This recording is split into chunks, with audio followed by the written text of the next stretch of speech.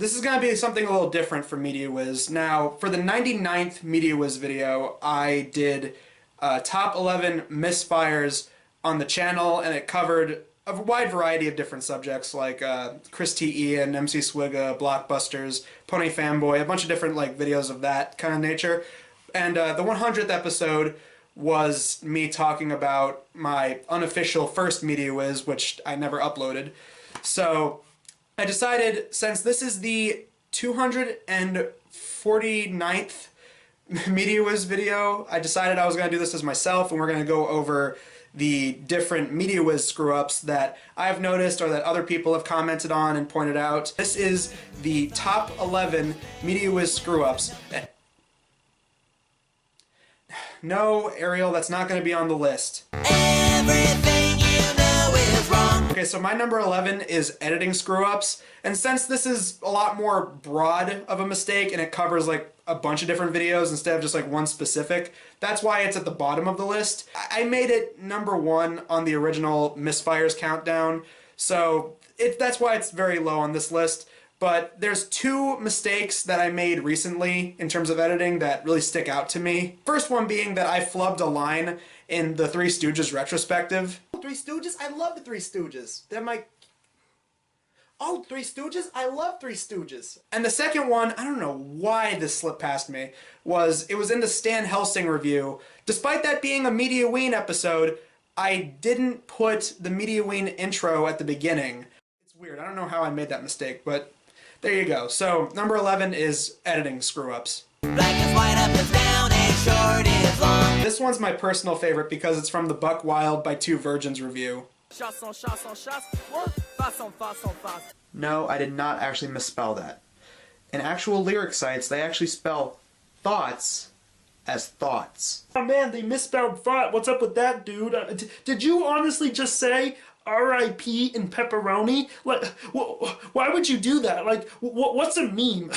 As it turns out, thought is actually its own word. It's just another piece of rap lingo. It basically means booty bitch or hoe, trick. I also find this screw up pretty funny because I don't know what thought meant, but in that review, I actually looked up what turnt meant. No, red alert, I'm too turnt. Turnt isn't a word.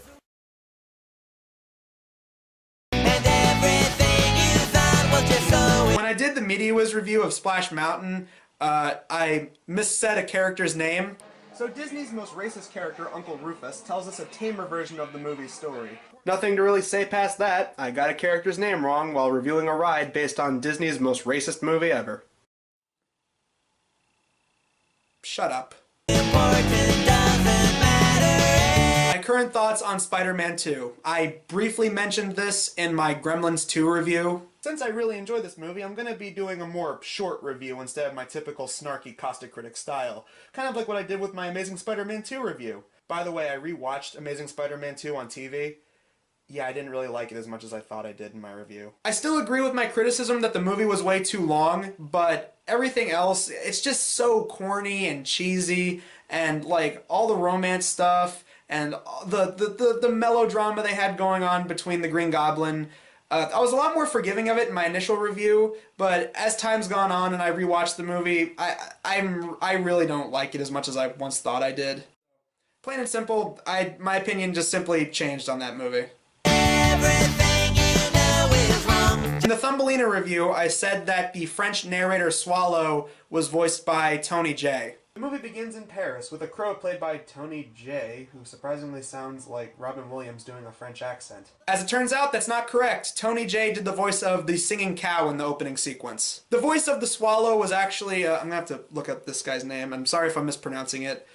Gino Conforti? Conforti? But simply put, yeah, I said that the swallow was voiced by Tony J. That's just factually incorrect. Looking back at my past Sins review, I probably should have spent a little bit more time on it because I was trying to rush through it, and since it was a really long fanfic, I wanted to get the video out quickly, and I should have read the thing more in depth instead of just trying to speed read. But the one mistake someone pointed out is, in the fanfic, I say this. try to stop Nightmare Moon with the elements of harmony, and it seems that Nightmare Moon is defeated, but it turns out that this Trixie is actually a fake and was actually an illusion set up by Nightmare Moon. Well, as it turns out, that's actually not what happened. What really happened was the elements of harmony didn't work because Trixie wasn't a real friend of the main six, and Nightmare Moon was faking everybody out about being defeated. Unlike Amazing Spider-Man 2, though, I still do like Past Sins. I went back and reread it, and I still really like it, so yeah, opinion hasn't changed. It's just that one part I factually got wrong. Almost everything about the Sonic Zero Gravity review I really don't like. And again, it's not that my opinion on the game has changed. I still think that it's not a good Sonic game. It's better than all the other bad Sonic games that fans really don't like Sonic 06 and Sonic Secret of the Rings. A very popular Sonic reviewer, Sonic Guru, pointed out a bunch of stuff that I got wrong.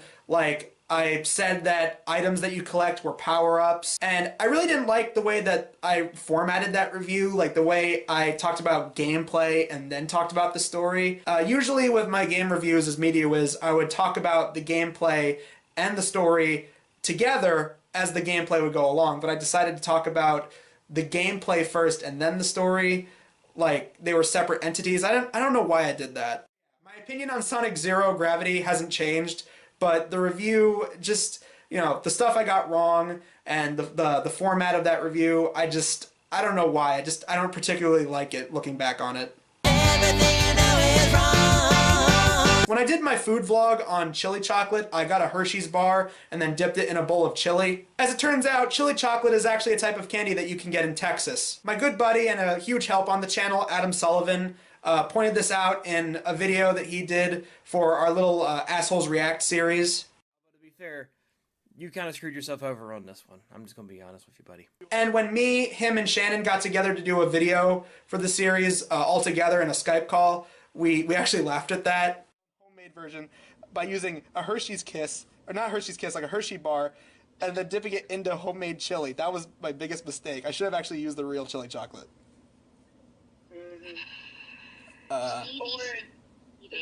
What? If nothing else, go ahead and just put the put chili flakes in the chocolate. Yeah. Yeah, that would have made more sense. Yeah. I was walking to the kitchen for some golden grand. In my Sizzler 07 review, I said that NAVGTR was one of the many AVGN ripoffs of early YouTube.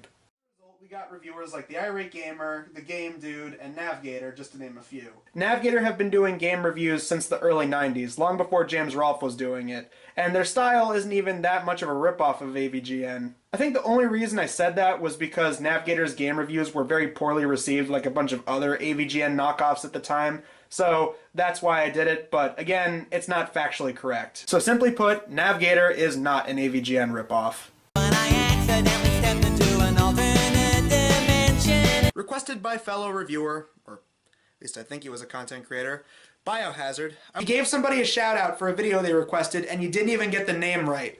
I said Biohazard, but it turns out that the actual name is BioHYBRID. Sorry I got your character name wrong, Mike.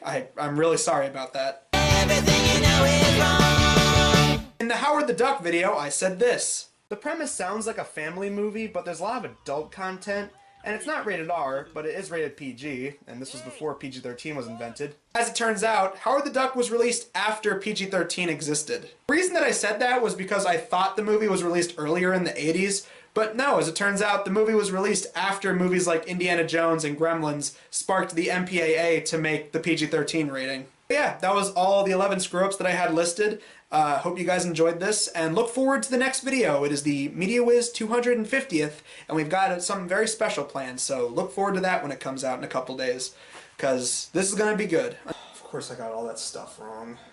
I don't feel too bad about it, Wiz. We all make mistakes. Hell, I made a shit ton of mistakes in my George of the Jungle 2 review I posted a couple days ago. Really Mean Lion. Voiced by Tiny Zeus Lister. I'm playing cards with this Eddie Rogers guy.